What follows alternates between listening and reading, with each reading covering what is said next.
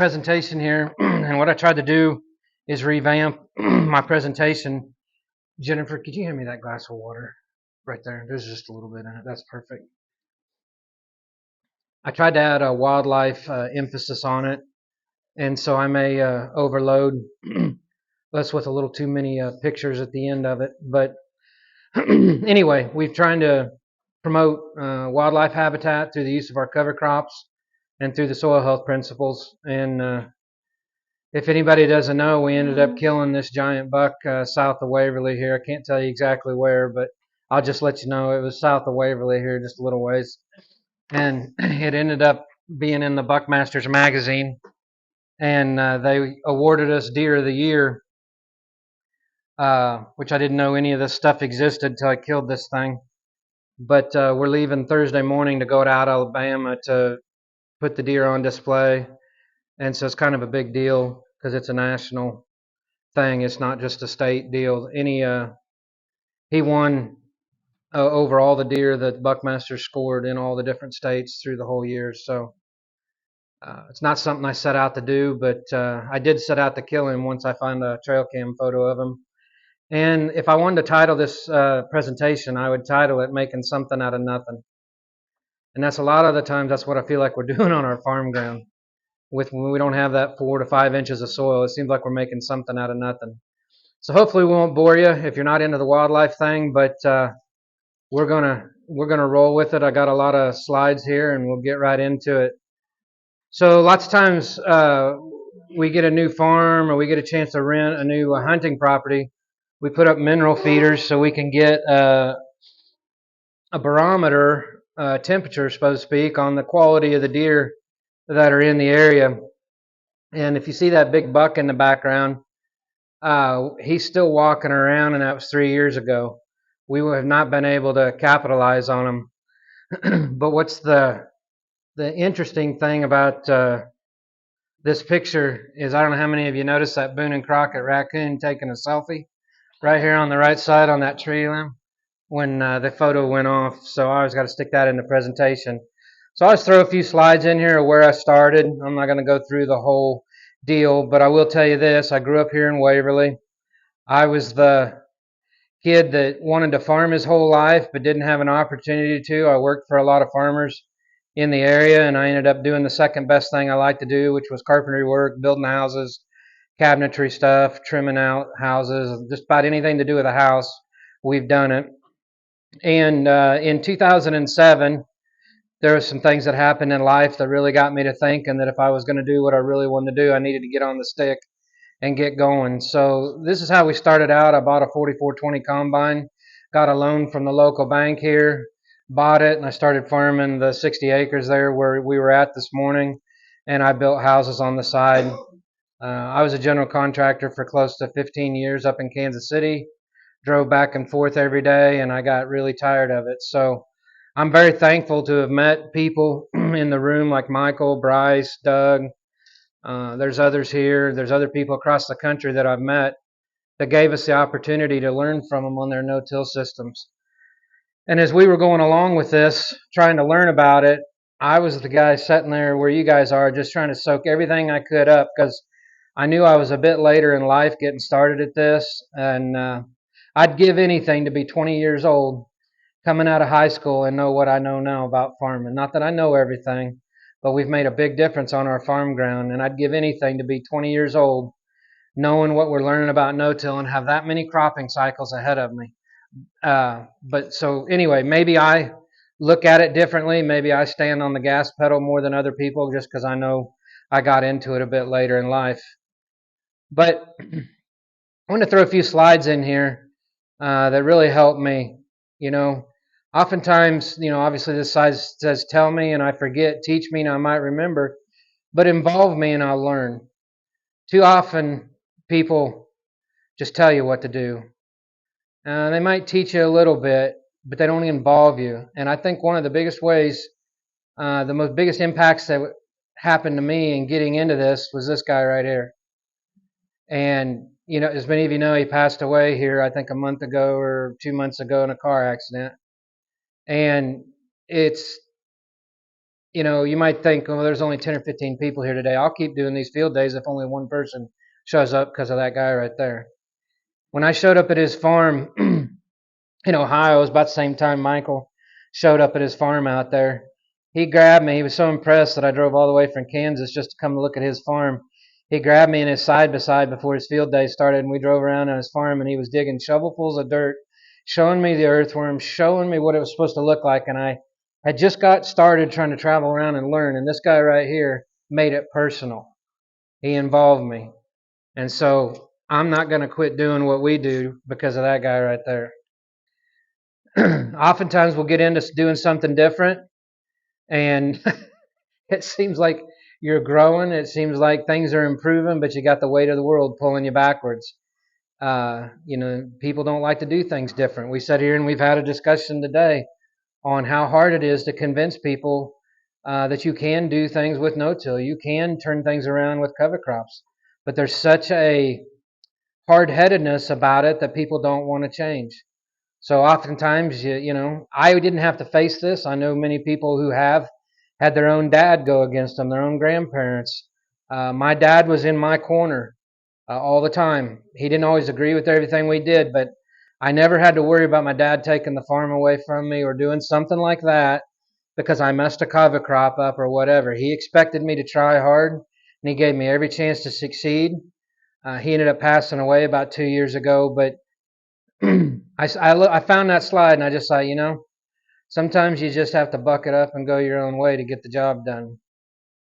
Now, if we really want to dig a soil health pit, we could have done that out there at the house.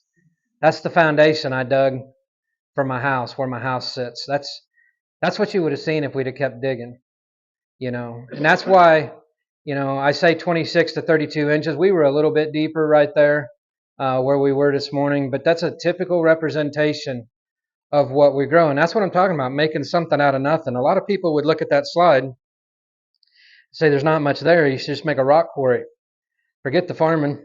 Just move the equipment in and start crushing rock. This township is called Rock Creek Township, and we have a lot of rock quarries around here, so that ought to tell you. So we're going to present some pictures, some facts of what I've seen around here in my area. This is in a wet year. About 5 years ago, we had 100 inches of rainfall for the whole year, if you can believe that. And it got wet. It's hard to believe it happened, but it did. And these are combine tracks from a full tillage situation that was right across from a farm I used to farm. Then that year, the corn, you can see how yellow the corn was and is getting drowned out. But the weeds were coming on, and they were going to get taken over by weeds, and so the sprayer got in there and did some spraying, and that's what they did. They tracked the whole field up trying to get their spraying done. See, these are things that you can eliminate with the aggregate stability and the principles that Doug's already laid out before us. This is right here in Coffee County. I can take you to the farm and show it to you. It's not too far from my mom and dad's place. You can see all the silt washed down into that terrace, filled that terrace up, and then what happens?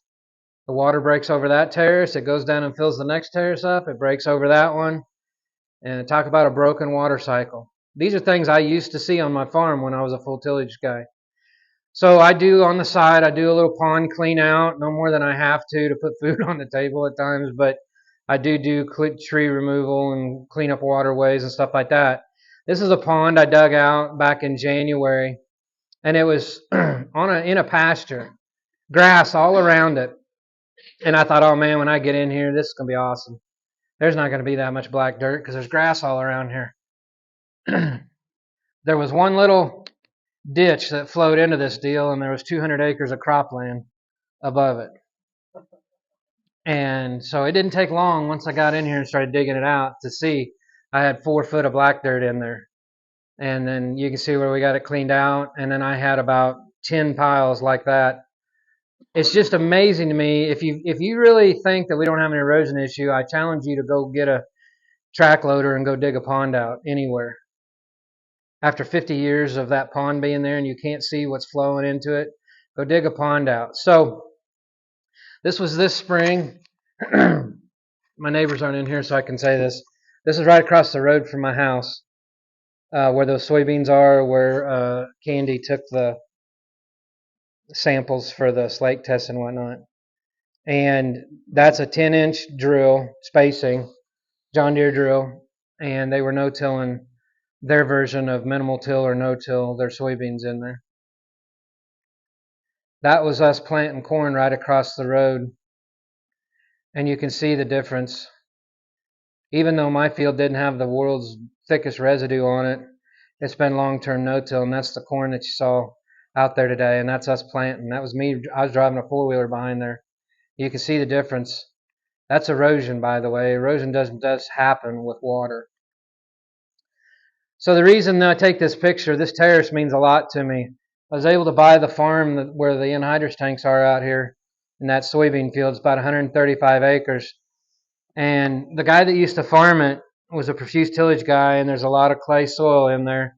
And red dirt used to swirl like a tornado all the time out of that field when he was working it during the growing season. People in Waverly used to complain about all the red dirt on the road out there.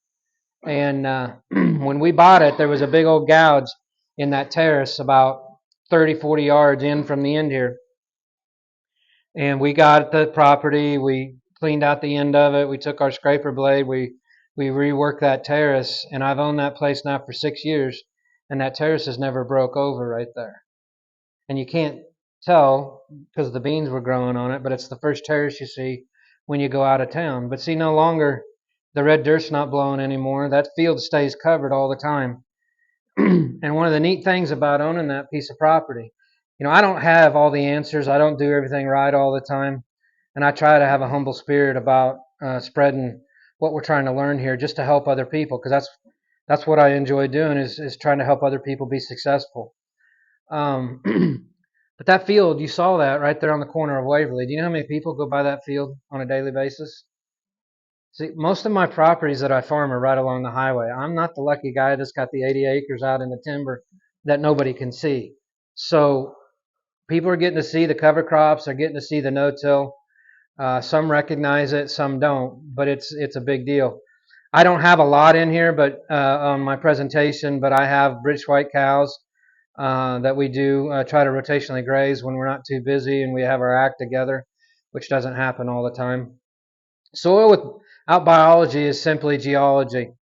When we first started no-tilling, you can see the platiness of that shovel full of dirt, but it was amazing to me after 1 or 2 years of cover crops in some of these food plots, finding these giant earthworms in there. My grandpa, whenever we wanted to go fishing, always used to say, hey, let's go find some worms. We always had to go to the side of the barn and pull up a broken board laying in the ground, and pull it up and then dig under that to find the worms. Now we can just go out in the field. We can dig them up and find the worms if we want to go fishing. So, Doug, awesome presentation on the water cycle. Why is it important to do what we're doing? You can see right there, if you have 2% organic matter, how many gallons of water you're going to hold. You can see if you get to 5, if you get to 8. It's important to increase that organic matter, and that's not saying that stupidly. It is everything to get that water in that soil. So here's an example of this year, and I've already told you how dry it was around here early on. We had to water our garden a couple times to get it to survive. But this is on a very simple form. This is what we've done. This is a Milpa garden mix we did behind our house. You can tell if you saw it out there today, it's kind of played itself out. But my wife had her chickens there all winter, and this spring when she moved them, the ground was bare, and it was I can't remember, 1st of May when she moved them or whatever. So I grabbed the Milpa mix, threw it in the drill. I ran out there and I drilled it, and we grew that garden right there with absolutely no inputs other than the seed and the planting, and the 2 times we watered it. So there's no any kind of fertilizer added to it. There's no chemical added to it. We totally grew that off of the manure that the chickens left there. And I realize it may only be 1/4 of an acre, but it's its simplest form of what we try to do with our cattle in our rotational grazing on our cropland a lot of times with our cover crops. So we planted that. I left some strips in there, and then I came back and I used my plot planter, and I no-tilled my sweet corn in there. And things got a little crazy in there. We couldn't find everything, which is kind of one of the drawbacks to the milpa garden mix. You kind of need to go in there in full body gear, full armor, because you don't know what you're going to get attacked from, spiders, raccoons, whatever. But we were picking sweet corn in there, and we had a bumper crop of sweet corn this year. You know, the residue is everything. So here you can see we're running our drill. This is at my house where that corn is this year. I don't know, this was 3 or 4 years ago. We're no-tilling. At the time, we were growing non-GMO soybeans. See how it's laying the rye right down on the ground?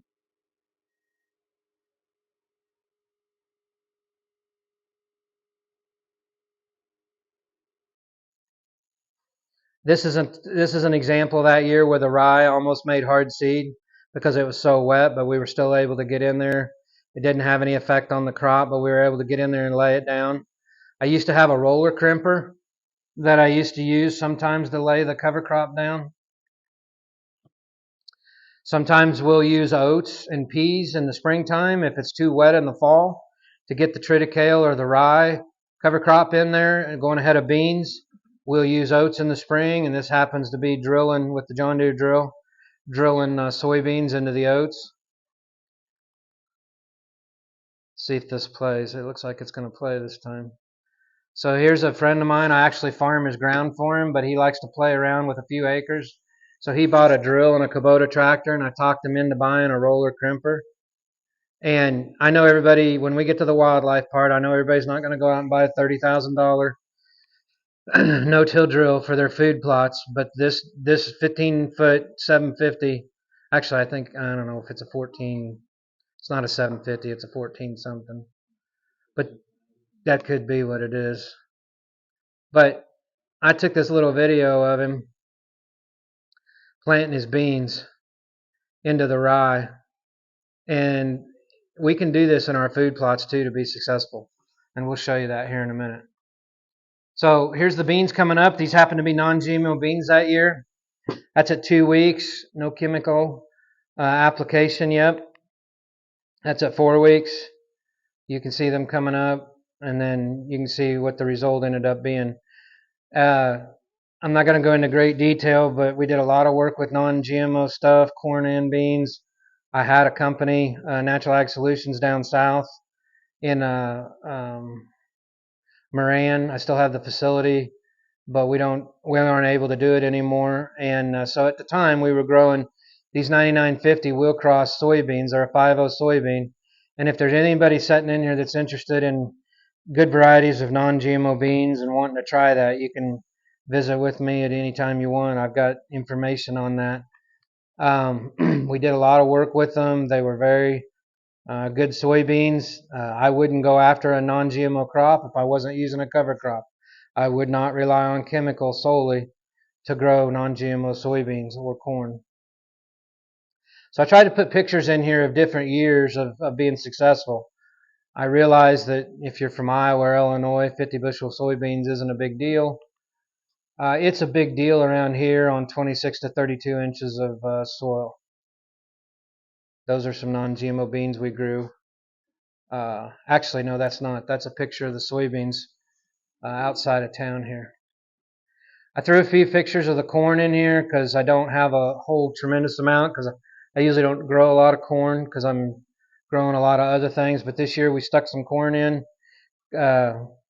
And this is earlier in the year when it got real hot. I was checking my corn to see if it pollinated, and it did. I got it planted earlier, and then that was my neighbor's corn on the left, and he got his planted about 2 weeks later. So I went back just the other day, about a week ago, checked the same fields. Remember, that's his corn right there on the left.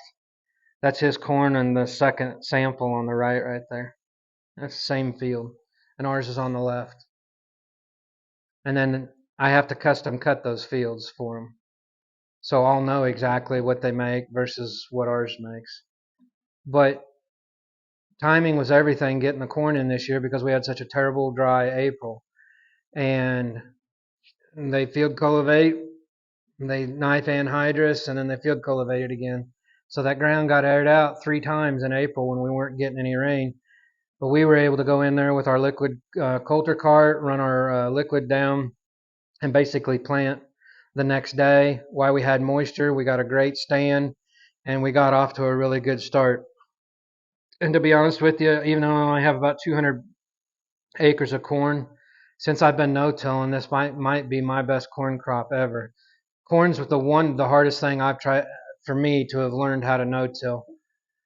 So there's a big difference when your drill doesn't want to plant and shuts off a little early. It gives you a big old crop of mare's tail. I was growing barley that year, and it's just amazing to me when you grow a crop, how you can stop the weeds from growing. But if you don't put anything there, something's going to grow there. So here you can see the platiness like Candy talked about. This is on a farm of ours in Osage County. This was a neighbor right across the road doing their system. This is out of my field. This was a field that I took over about 7 years ago. You can see the field cultivator lines, if you want to call them that, but you can see the layered structure to it. That's what we started with, and that's what we have now. See the difference? The cottage cheese effect, the roots, the worms. Lots of times that's what we'll start with, and you can see those compaction layers. If those get hard enough, those roots will hit those and grow left or right. They won't go down. But this is what we're trying to achieve, and then we're trying to take it to the next level, and we're getting there.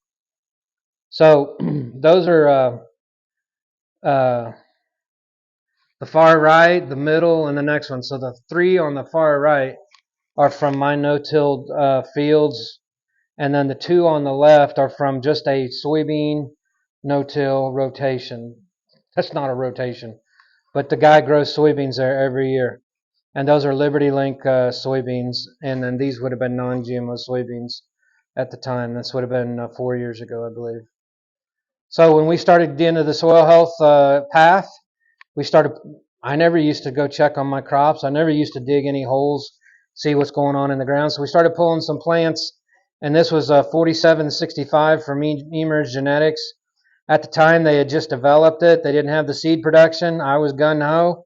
Didn't know nothing about it. I said, I'll take all the seed you can get me and I'll produce it for you. They gave it to me. They didn't give it to me, but they got the seed to me. I got it in the ground, and you can see the nodulation that started taking place. This field was 2-year no-till with one cover crop on it. By the way, that field there was 153 acres. It made 58 bushel that year, and they paid me $15.50 that year for those soybeans for the seed production. And at the time, soybeans were $9. So we don't always hit a home run like that, but we always try to find a way to market our products elsewhere if we can keep from going through the commodity system. So started paying attention, and here's more slides on the water cycle. You can see the line in the middle of the ditch. The dirty water was the neighbor's tilled field coming across the road into my ditch. The water that was running off of my field was in the waterways, the clear water, and you can see where they met up, and you can see that that definitive line right there. We did a lot of work early on, taking water samples out of the road ditches after a farm. And my field, this was a 2-year no-till, I believe, on the far right was mine. Then I had a farm that was right next to me that was just strictly no-till. And then you can see the tillage. And that's much what we saw today out of the rainfall simulator. Then we took more samples, in August that year. Even though everything had a monoculture growing on it, you can still see that all three water samples improved. And you can see the far right one. You can see the clouds through it. So if you had to take a drink out of one of those three, I imagine we'd all probably choose that right one on that right side. Doug's already showed this slide. I'm not going to spend a lot of time on it on why we do the diversity. You can see here, first time we planted a cover crop, a lot of people said, oh, you're going to have compaction issues. It's not going to work, blah, blah, blah, blah. Gave me every reason to not try it. So like usual, I didn't listen. I went out and did it. And turnips are not known for their compaction busting ability. That's the tillage radish that's known for that. But that turnip root went all the way down, and I started taking a spade. I remember Dave Brandt telling us, take a spade out, dig a hole, see what's going on. And so as I started doing this, it was encouraging to me to see the worms showing up and whatnot. And if you look real close on the top of the slide, just to the right of the turnip, you can see the ladybugs up in there too. So we started playing around with some diverse mixes, and lo and behold, we have a few food plots. I do like to deer hunt, I like to turkey hunt, and I like to take the best care I can of the wildlife. So I thought, what better way to start playing with some of these mixes than in my food plots where nobody can see them until I get them figured out, instead of right out here on the road where everybody can see it. Till I got my confidence up to figure out, what I could do. And so we started playing around with some of these mixes, and these are some of the results we got. Here we have a volunteer spring cover crop, and I think I have the slide in here in a minute. Maybe I didn't.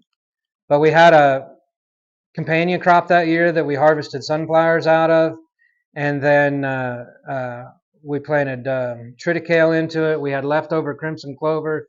You can see that butterfly in there. Once in a while, you'll get a volunteer spring cover crop out of this that you may not even have to plant another crop into. Not often, but sometimes it will happen.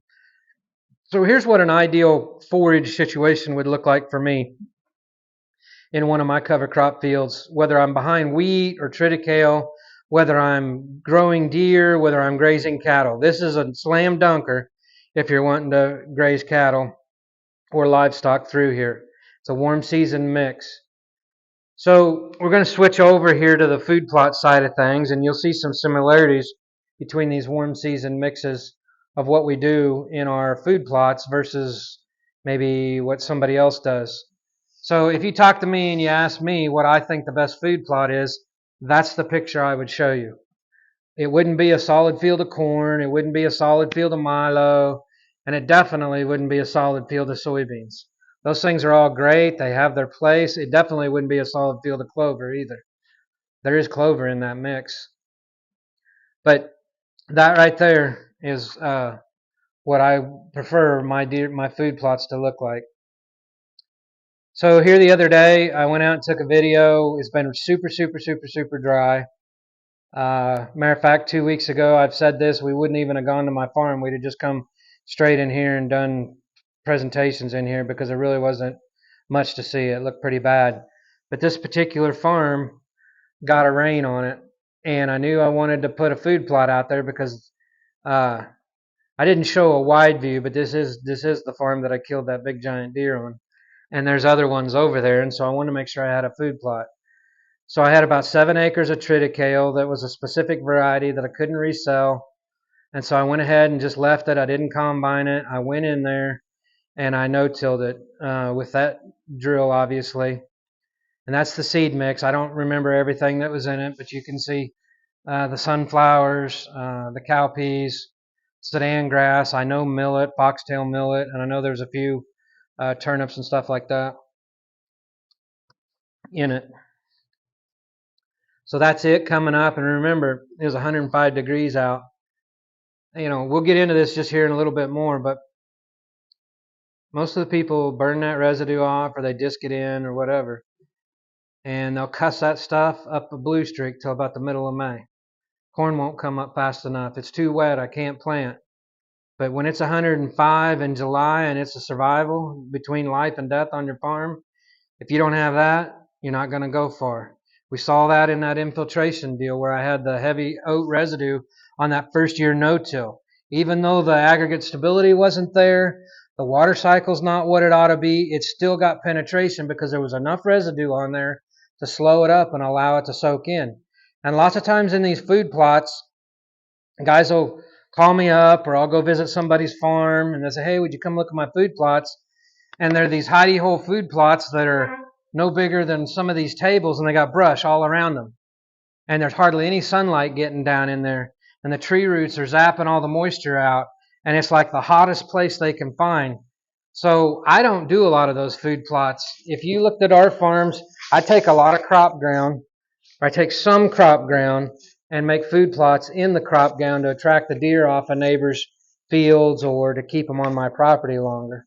So I don't necessarily do small food plots. I try to do 5 acre, 6 acre, 10 acre, 12 acre food plots.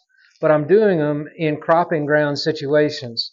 And I usually do them like when we harvest oats off or we harvest triticale or we harvest wheat.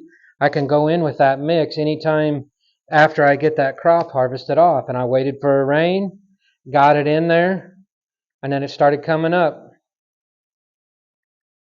So that's what this summer's been like right there. It's been hot and dry.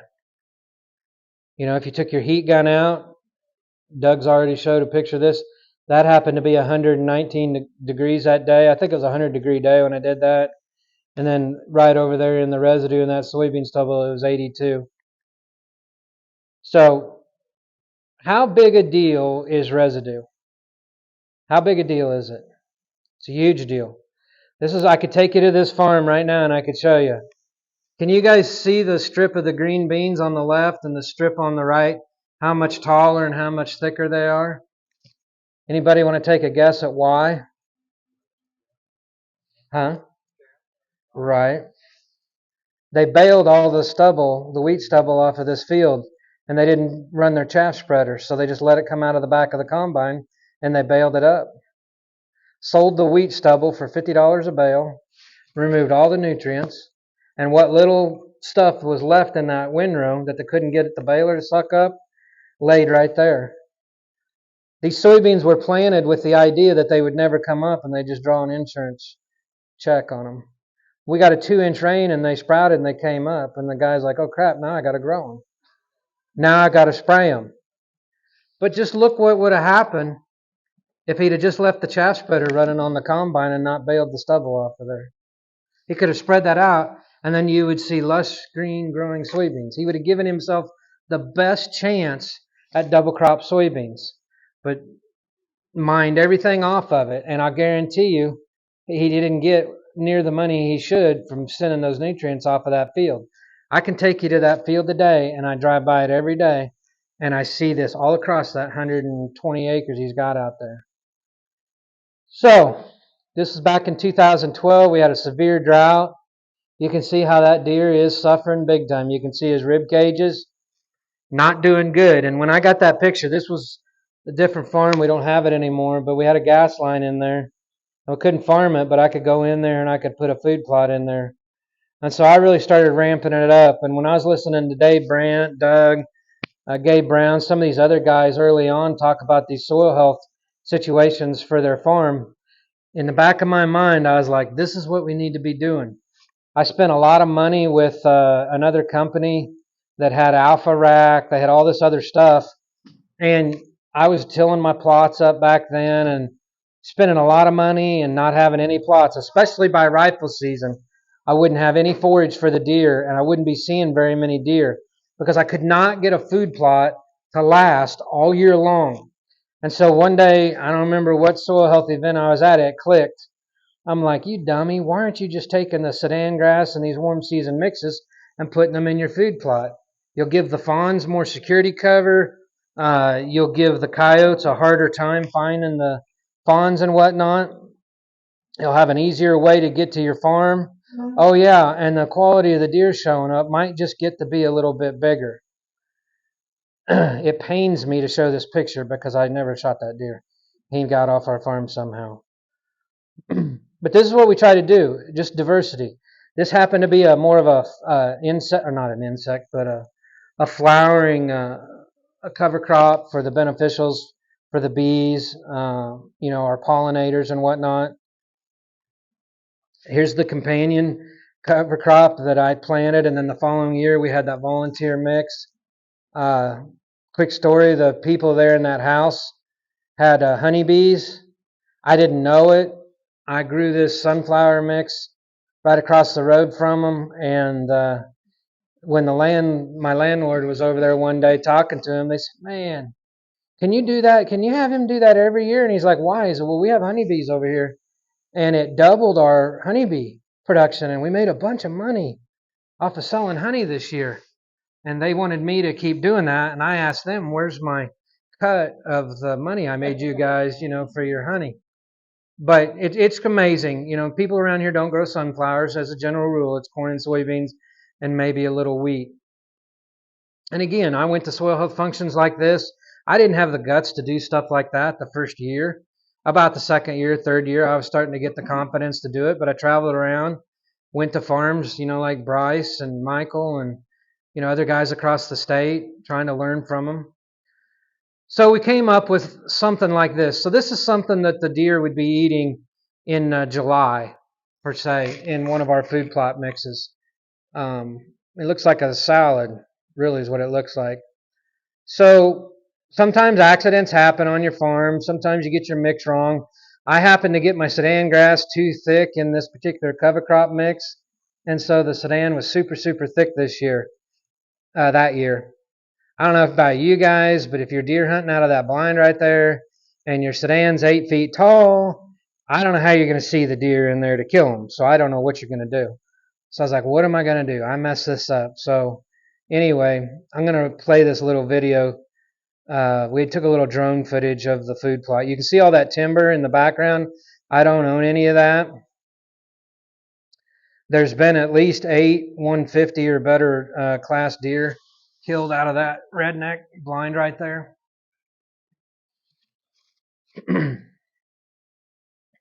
So we had millet, we had sun hemp, but we were real strong on our warm season mix of grasses in there that year, and I got it too thick.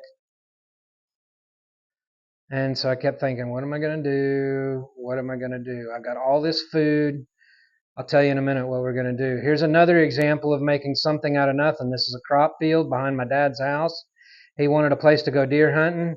You see the soybeans? I did use soybeans, but I have a perimeter of Sudan around that. I don't own that timber back there, but I own that water, and I'm going to let it set right there. Dad could walk out of his house. The deer would not see him. He had a privacy fence with that Sudan. He could walk down the row. He could climb up in that redneck blind, and there could be deer out there grazing on those soybeans. Now, I learned, this was back when I started learning about using a perimeter fence, privacy, picket fence, whatever you want to call it, with the Sudan grass, and I would have preferred to have my warm season mix in the middle there and then come in there about September and planted triticale, which is what I do now. But you can see I just took maybe 8 acres out of that crop field behind my dad's house, and I made him a food plot. And you guys won't believe me, but he didn't kill him, but that particular year there was 2 170 class bucks coming out of that timber. And it was just a 10-acre timber hole back there. It was just perfect for a big old buck to go back in there and hide and nobody to pressure him. So we're not hunting these deer where they're at. We're creating a food source. We're creating a situation for them to come out and investigate what's going on our property. And lots of times we can hold them in there. So we'll get back to the Sudan problem. So here's what the privacy fence looks like. Usually I can walk into one of my food plots, climb up in my blind undetected, and it's not uncommon to climb up in that blind, and you got to be quiet when you get in there and sit down, because a lot of times there's deer out in the food plot. There's millet growing in it that year. So I just took this picture last night. We took some samples for the rainfall simulator out of the food plot. And since nobody from Waverly's here, I'll tell you, this food plot's right behind us. Like, right behind us. And I had a 190 class double drop tine in there 2 years ago, and he's disappeared on us. I hope he shows back up this year. But I put that food plot in there, and I mean, I'm not kidding. When we sat in there and deer hunt, we can hear people talking on their back porch. We can hear people arguing with each other. We can hear people changing the oil in their car. And I'm right on the other side of the creek hunting big deer, not little 6-pointers and 8-pointers. But it's because of this. So this is, to me, what if the weather works out, you plan it the way you want it. Right now, this time of year, I took this picture because that's perfection to me for a food plot. I've got this warm season mix in there.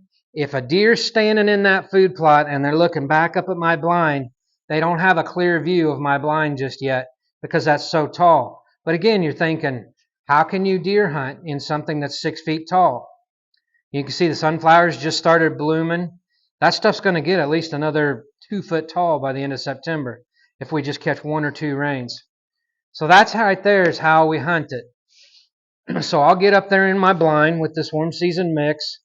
I'll look around. I'll line up a tree or two where I think the best lane might be. And then I'll do one of two things. This time I happen to take the bush hog because I'm leaving in a couple days and it's what I had hooked up. You could hay that if you wanted to, but I don't recommend doing that. What I really would recommend doing is taking your drill in there and just drilling right into that with triticale about this time of year. Because then guess what you do? You lay all that material back down on the ground. You guys come back in the springtime in May and I will show you 30-foot strips of weeds in my food plot where I mowed that off because I just disintegrated all of that. But again, I think I can kill a bigger deer by doing that, so I compromised a little bit. But I needed a good picture to show you guys too how thick this stuff can be. And you almost need a drone. But deer are just like humans to a certain degree. They will take the path of least resistance. And so I get kids in the blind with me or my dad or people that have never deer hunted before. And it's amazing how, so these lanes go straight away from me, just kind of like a ball diamond. You know, the chalk lines on a ball diamond would first base, third base, and maybe right over the pitcher's mound. And then I always mow a lane crisscross right across it. And it's crazy. You'll be sitting in your blind and 20 feet away in that lane, a big old buck will just show up and you never even saw it because the stuff was so tall. But he's walking in that lane and then he gets into that spot where they all connect and you can make the shot. This is the great big food plot that year that I told you I was going to have to figure out what to do. So you can see the cross lane I made. You can see the 3 lanes. I'm not kidding. When we climb up in our blinds, you just have to be ready to hunt because it's not uncommon for a deer to be laying down in one of those thick lanes and you'll be sitting there 10 minutes and next thing you know there's a deer standing in that lane. So it brings a whole new level to deer hunting for me. But look what we're doing.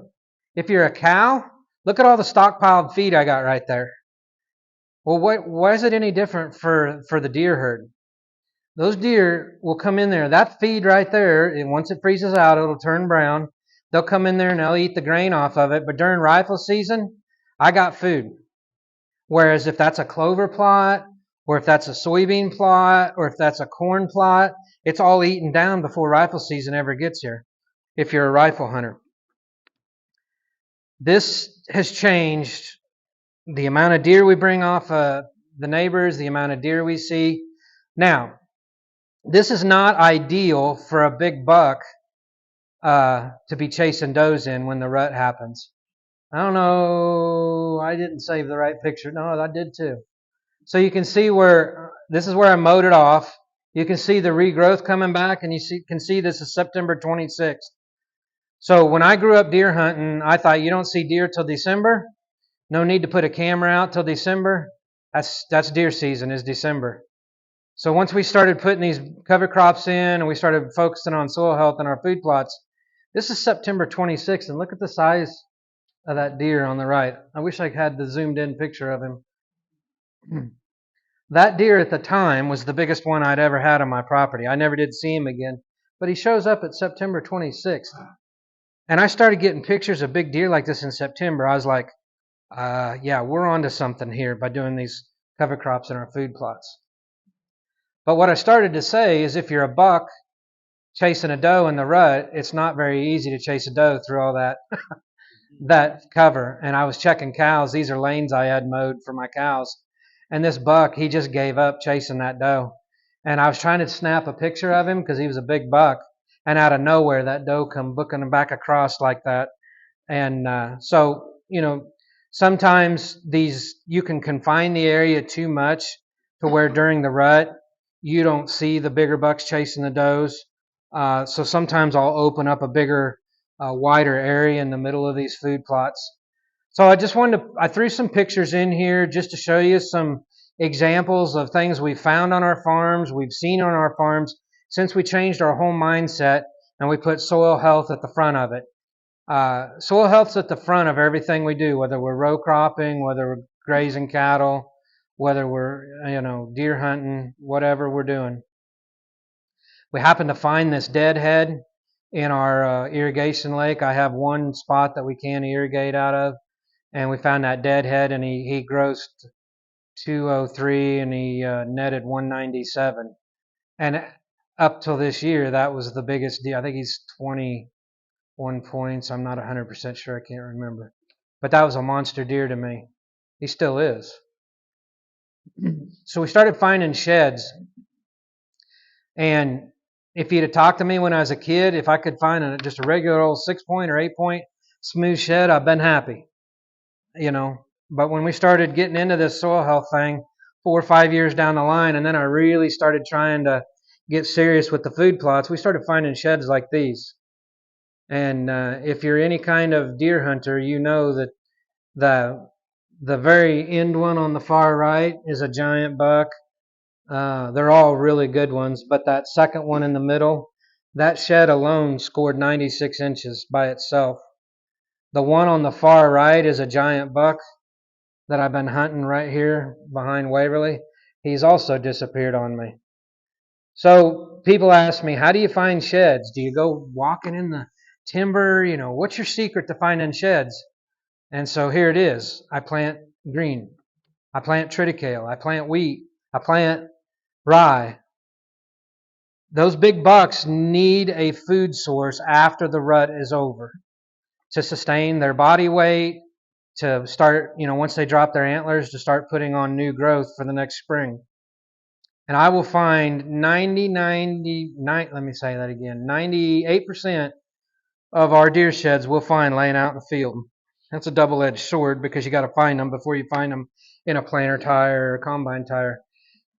So most of the people around Waverly think I'm crazy, period.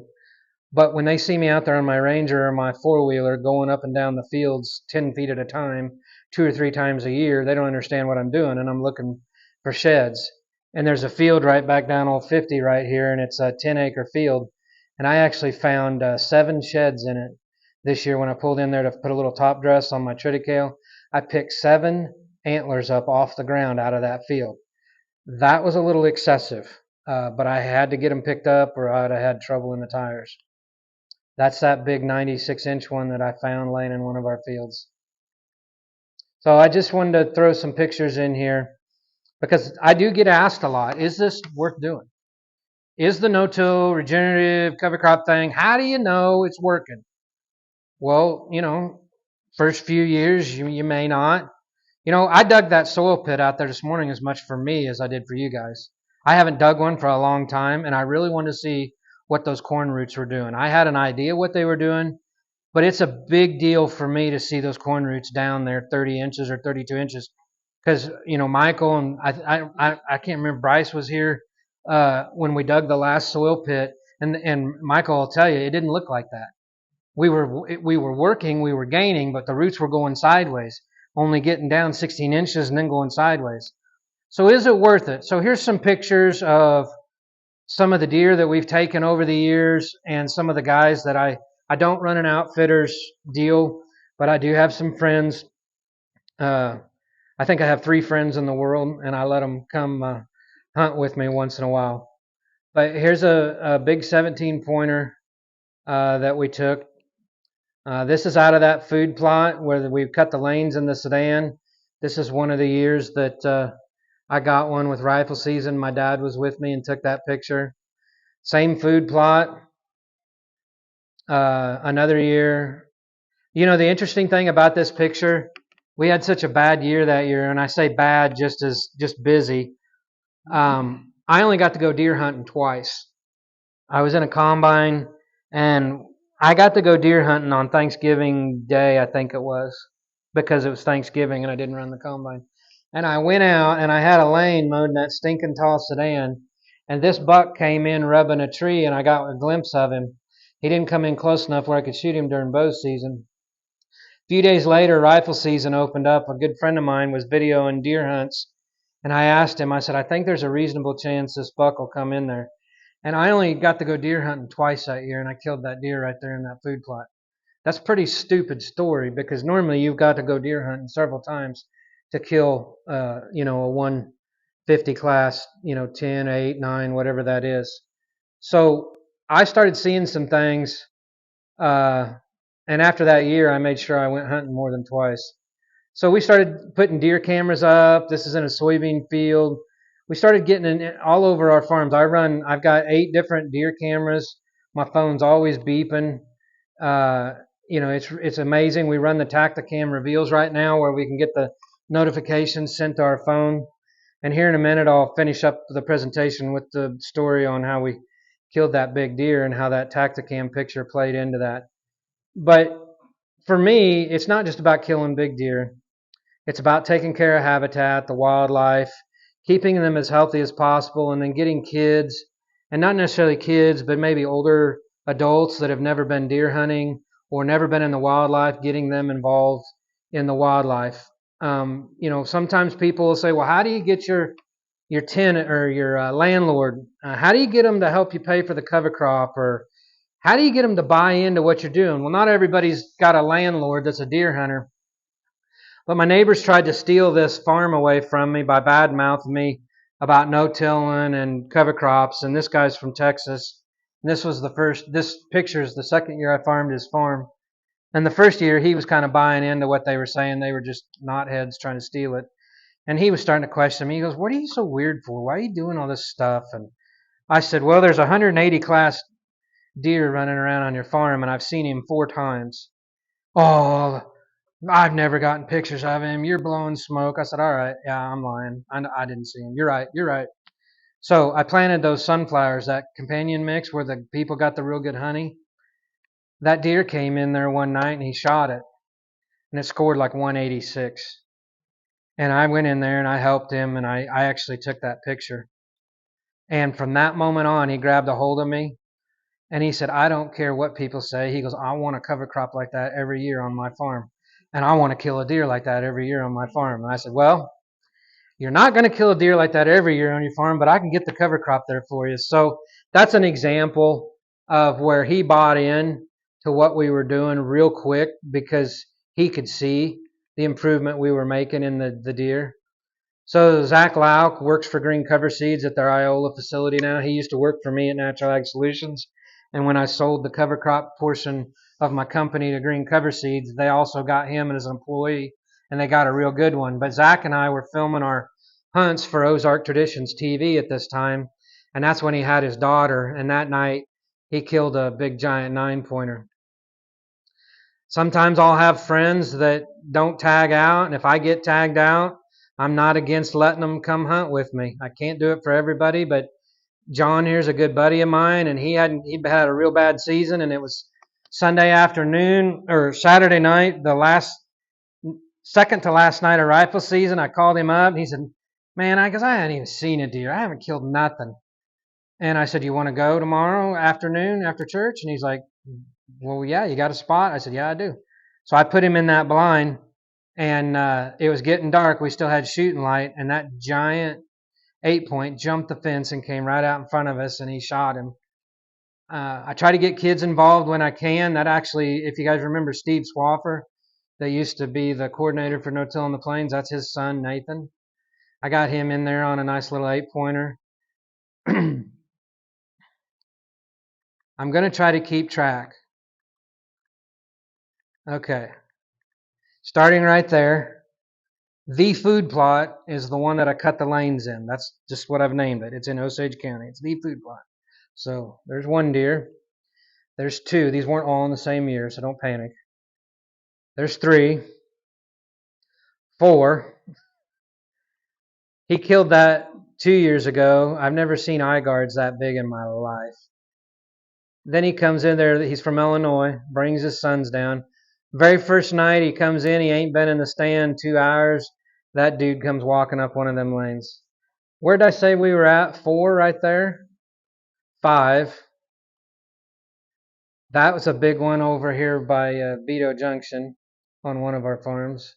175 class deer. That was the next year. 6. That's Parker, and I was hoping they could make it here for lunch. That was during youth season. Parker got that big buck on another farm. We couldn't find it, but we found it during shed hunting. Parker got that one this last year. Where was I? 6? I can't remember. I think I was at 6 or 7. That's 7. We'll call it 7 off of that food plot. That's River. That's 2 years ago. I videoed him, and then he actually killed that off the same farm I killed Megatron off of. Megatron and that deer were the two biggest deer on this other farm. That's me a couple years ago. That's Chad, buddy I hunt with. So you saw the brush cutter maybe on my skid steer. So what I did on making something out of nothing, and then we'll wrap this presentation up. So I have maybe a 3-acre pond, maybe not quite that big, maybe a 2-acre pond and about 5 acres of timber. And then I have 140 acres of crop ground all around it. And this hadn't been touched for years. So we had all this undergrowth, all this brush growing up. And so I went in there with my brush cutter 2 years ago to clean this area up, not realizing I was going to create the perfect staging area for bucks to come out of the timber and kind of survey the area and not be seen. But this is me a couple weeks ago cleaning it up again. But that's it during right after I killed Megatron. I took that picture. But that area right behind that blind is that right there. And you see how clear it is right there behind that blind. If you look close, you can see I made a way to get to that blind without spreading my scent all over the place. And I also made an incredible staging area for them to scrape and rub on the trees and whatnot. So we put a lot of effort into this farm to make something out of nothing because I really didn't have a lot of timber. We got pictures of this deer, this monster deer that everybody was keeping a secret from me because he was using my farm to get from one block of timber to the next block of timber, and he was taking a straight line down my fence line. But I didn't have any reason for him to stay on my property line. Just out of necessity, he was using the fence line. I happened to find his shed 2 springs ago, I believe it is now. And the kid that runs an outfitter in here, he's also in the magazine. Travis, I sent him a picture. I said, "Is this the giant buck you've been trying to hide from me?" And he said, "Yeah, it is." He goes, "I'm going to have to clue you in on the story now." So I said, "Well, clue me in because I want to know more what's going on with that deer." So he sent me that picture right there. And if any of you are a deer hunter, that's just a little bit excessive for a free-range whitetail. And it is a free-range whitetail. This is not a pen-raised deer. So he sent me that picture right there, and I'm like, well, I think we need to figure out a game plan to try to keep that deer on our property if he comes through there. So I planted oats out there, grew them for Bryce. And then when we took them off, we had a drought last year. We couldn't get any warm season cover crop planted. We couldn't get anything up. They were calling for a rain the 3rd week of August. I called Zach up and I said, I want a tote bag of triticale and peas. And we went out there the 3rd week of August. We never plant our cereal crops that soon. But I knew it was going to rain. I knew I had to have food out there to have any chance at getting this deer to stay on our property. Because I don't have a big block of timber. I don't have any reason for that deer to be on my property except to get some water and maybe eat some food.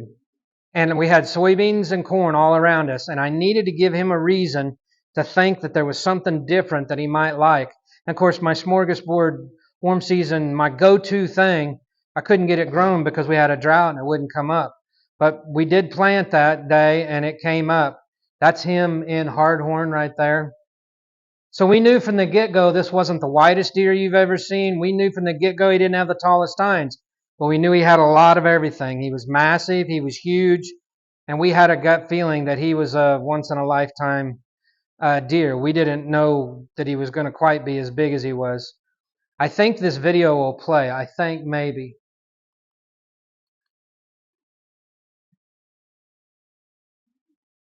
You see him hobbling? So you just got to see the only 10-second video we have of that deer. I never saw this deer in real life.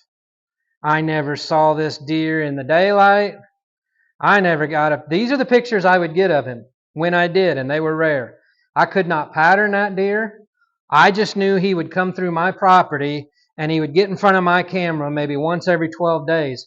And it would always be 30 minutes after the sun goes down or an hour before it comes up. He would never go out there in the daylight where we could actually see what he was. So this is where these reveal tacticams came into play. I had given up on this deer. We hadn't seen him for 3 weeks. We were getting to the middle of November. The rut was in full tilt.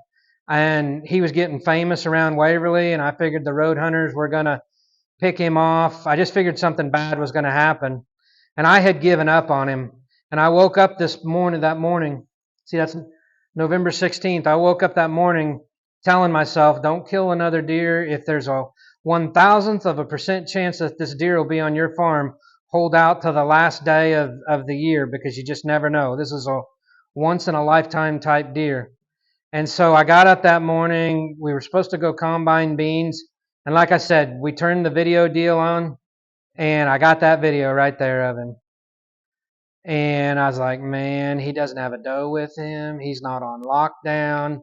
You see his disposition there? It's not one of being scared. It's one of, this is my area. I'll do what I want right here. I'm just going to cruise through here. He's not scared by anything. I didn't figure he would go far. Had I known, I didn't know he had that limp. Had I known he had that limp, I would have been even more upbeat about getting him killed that night. So this is the only daylight picture we had of this deer. And it's kind of a screwy picture, but I've blown it up. I've tried to enhance the lighting so you could see. But 3 weeks before I ended up shooting him, he was in the same area, but he was along the road, 30 yards off the road with a doe. And a friend of mine drove by and saw him. And we were afraid somebody was going to shoot him. And so he's calling me. He says, man, get out of the combine. Get in your blind. He's just, he's 100 yards from your blind. I said, dude, if he's with the doe, he's not going to cross the... He goes, well, I'm taking a picture of him right now. And I said, get in your car and get out of there. Leave him alone. Don't spook him. Just leave him alone. So he was able to sneak up to the fence, hold his camera, his phone up in the air, and take this picture. And that's the only daylight picture we had of the deer. And that's what he looked like the night that I got him. That was actually the next morning. He came into the triticale that night on November 16th, pushing does. I'm not going to belabor you with the whole long story, but the bottom line is I shot him at 8 yards out of that redneck blind with a crossbow, walking right in front of me, and he went out in the food plot and dropped. And when I saw him go down and I walked up on his antlers, I knew that he was way bigger than what we had estimated. We had estimated him just so we weren't way high at like 215, and when we walked up to him, the first thing I said was he was 235, and we were really close. Boone and Crockett scored him at 236 and 5/8 as a 24-point gross. He went into the Boone and Crockett record book at 230. He netted 230 even, 230 on the nose. Since I shot him with a crossbow, he went into Boone and Crockett as a rifle kill because they don't have a separate category for crossbow. Pope and Young doesn't honor crossbow kills, which is fine. I believe, I'm not 100% sure, but I believe it makes him number 45 on the list, all-time non-typical in the rifle category in the state of Kansas. So I walked into the Monster Buck Classic up there in Topeka, and this guy's name's Mike Handley from Buckmaster's organization. I had no idea he was going to be there. I already knew roughly what the deer scored. I wasn't too worried about it. I knew I had killed something special. Mike didn't know me from nobody, and he about tackled me when I walked around the corner. He begged me to let him score that deer. And I mean, the guy literally about took it out of my hands. He wanted to score it that bad. So I thought it was hilarious that the Buckmasters guy saw it and he went nuts. And then he starts taking pictures and putting it on Facebook, on his Facebook page, which is fine. But that's a pretty cool picture of it, like that.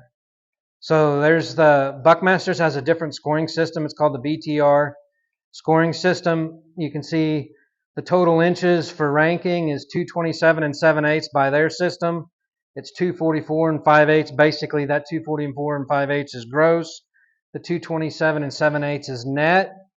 The previous record, state record for the crossbow kill, according to Buckmasters, and they do have a category and they do keep track of it, was 220 inches. So we beat the old record by 7 inches. So he is officially the largest crossbow kill in the state of Kansas now.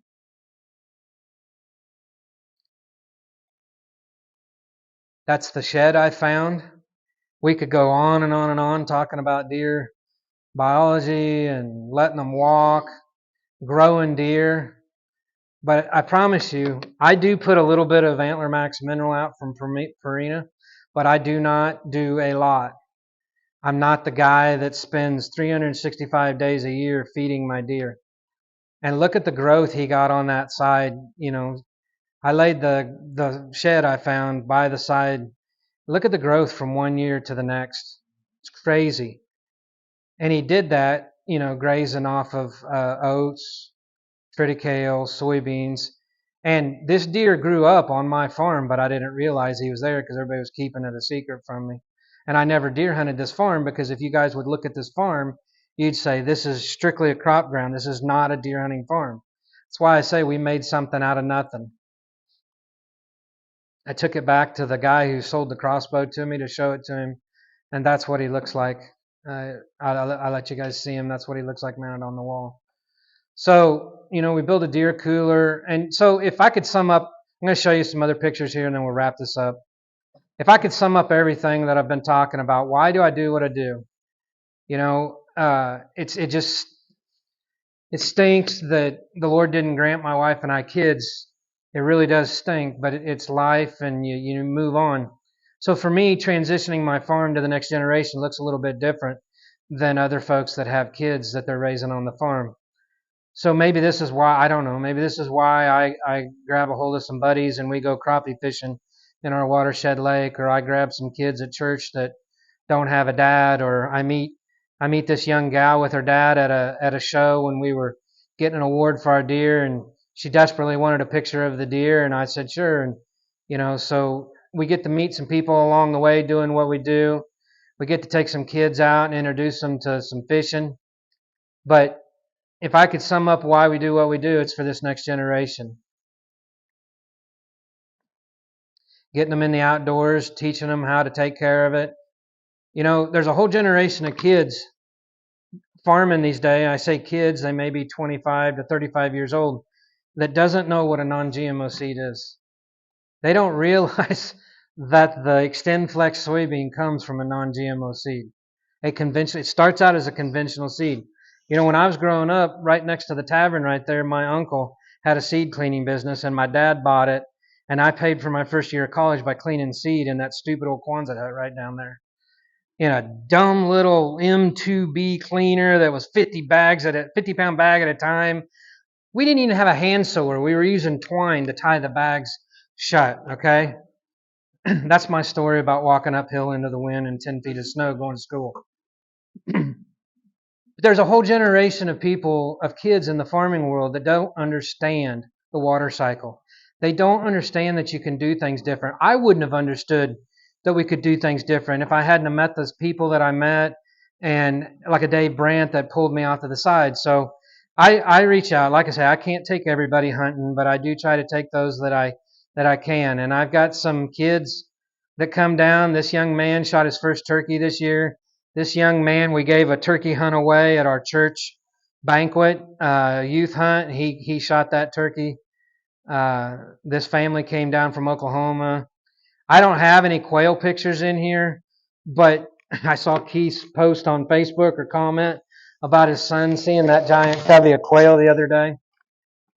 I can't ever get my phone out fast enough when the quail are running through the oat straw and I'm trying to dodge them all with the drill and trying to push them back to the timberline so I don't run over them. But we don't have a quail problem on our property. I could easily run an outfitter's business if I wanted to sell quail hunts on our place. And I'm sure there's plenty of you in here that no-till and do some of these things that could say the same thing. So to me, it's not just about killing deer. It's not just about killing turkey. It's about taking care of the whole thing, whether it's not using too much water out of your irrigation lake, whether it's trying to keep all the fertilizer out of your streams to combat the blue-green algae, to taking care of the turkey population. This has become a 365 deal day for me. I don't just look at this as a December deer hunt anymore. I always have to throw this picture in. We're just about done. I always have to throw this picture in of my dad because I got to give him credit. That was the last deer my dad took. I videoed him. Where were we at? Were we at 8 or 9 for the deer killed in that food plot? I can't remember, but you can add another one to it. Um, I videoed him, and I just appreciate everything he's done to me. So that's my last slide. Obviously, we hunt to take care of putting food on the table. That was a miraculous deal that happened to us getting to kill that deer this year. But I think we did the things that we needed to do to take care of our soil, to give him a chance to come in there. But no matter how big your buck is, that's how you ought to feel. And I'll say that it doesn't matter to me how many acres you farm. That's how you ought to feel. To be able to be a steward of the land, whether it's 10 acres, 200, 2,000, whatever it is. It's quality of life. It's having some good time with your family and some fun. There's so much more that can be said about the water cycle, about taking care of our land and stewarding it. But I hope that the presentations today, the soil health pit, has been beneficial to you. And we'll wrap it up with that.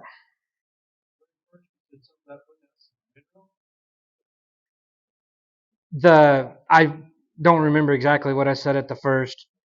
We do put out. I do have some feeders set out where I do put Antler Max. There's different minerals you can put out there, but I do put some mineral out there for early spring growth for the deer when there's not as much forage for them to eat.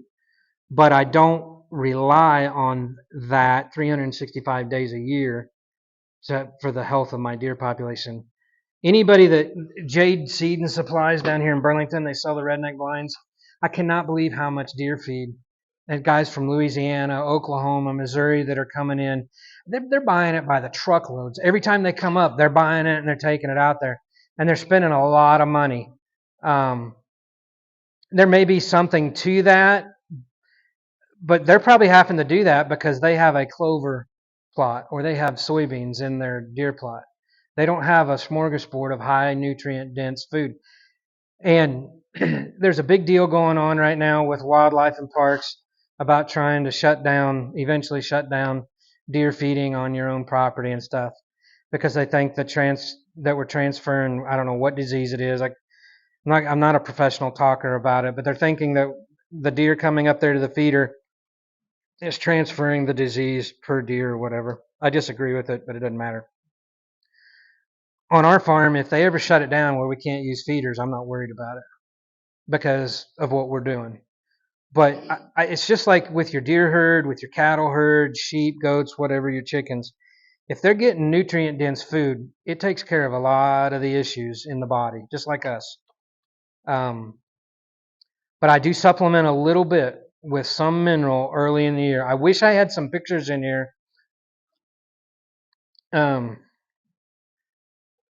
of the bucks that we had last year. I found 3 dead bucks.